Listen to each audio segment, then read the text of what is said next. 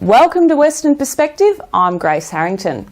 The final countdown is on for the Rockingham By-Election as polling day is less than 7 days away. This week, Liberals candidate Peter Hudson is firing political shots at the Cook government for their lack of long infrastructure planning for AUKUS in Rockingham. Despite standing in the Labor Party's safest seat in the country, the young challenger is confident that he has what it takes to lead his community, while other independent candidates hope to capitalise on the vote swings against the Labor Party. I joined Mr Hudson this week at his old stomping ground, the Mangles Bay Fishing Club. Peter Hudson, thank you so much for coming to talk to us here, and we've just heard you speak on the lack of planning that's been done for the AUKUS deal here in Rockingham. You spoke specifically on the need for more infrastructure and housing to the Rockingham community. What is currently being done to work towards that? Well, it's no secret that AUKUS is the once-in-a-generation opportunity of a lifetime, a real great alliance between our friends in the Americans and English and Australia. And that's right, the Rockingham area has been absolutely neglected for infrastructure, particularly on this issue, by the state government. There has been significant engagement from the federal government, both coalition and Labor governments, in the AUKUS deal. However, the state government's been dragging its heels on the infrastructure. What that looks like on the ground here in Rockingham is a lack of planning into the road infrastructure and a lack of planning into housing.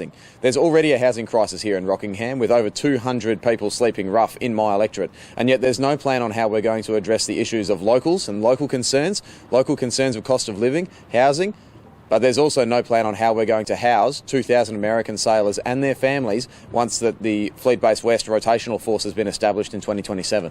And what has inspired you to go down the candidacy trail?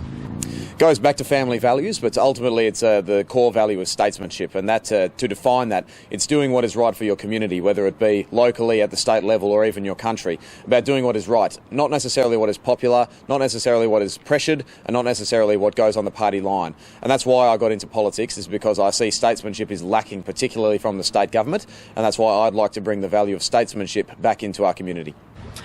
As a young person, getting into politics, how across, I suppose, politics do you think young people are, generally speaking? Do you think that our generation is, I suppose, a little bit ignorant towards their local politics? Ignorant isn't the word I would use. I would say that the youth, by and large, feel disengaged. And I think they feel disengaged because they're not being listened to. And the reason that I see that in Rockingham, why the youth is disengaged, is because of the lack of progress. They don't feel like they're being listened to. We had the same local member for the past 26 years, but almost no action on youth issues or youth projects in our area. It's no wonder that people in Rockingham feel disengaged from politics, when no one, including their local representatives, are listening to them. With Rockingham mostly being a Labor seat, how do you feel about the upcoming election? I'm feeling good. No, the traction on the ground has been outstanding. The fact is that WA Labor can no longer hide behind Mark McGowan. It's no secret that Mark is still a bit of a star in Rockingham, and that's not something that I would deny. However, the candidate that they've had to replace Mark McGowan has been lacklustre. The Labor campaign has been definitely lacklustre, and people recognise me from the last year's federal campaign. I've been working with the community ever since then on building out the Liberal brand right here in Rockingham, and that's definitely showing a large groundswell of support and a broad cross-section of the community. Lots of people telling me that are traditional Labor voters. I've always voted Labor, and they're coming up and telling me, no, I'm going to give you a try. We're going to vote Liberal this time. And how does that make you feel, knowing that people are changing their vote for someone like you? It's inspiring. For me to get out of bed every morning and hear that people are going to support me because they believe in my vision and what I can do for our community, the word is inspiring, and that is exactly what fuels me to get up and have the fire in my belly every day. So, with less than 1 week to the election, how confident exactly do you feel? I'm confident that this is going to be close. It's going to be a lot closer than everyone thinks, and I think that ultimately, as long as I'm out there every day talking to locals and listening to the issues that are affecting them, the right result will come out. That was Peter Hudson. You can read more of our weekly premium stories now on WAMN Extra News Club, supporting independent local news and keeping democracy strong. And that's Western Perspective for this week. Until next Sunday evening, it's back to you, Ivan and Melly.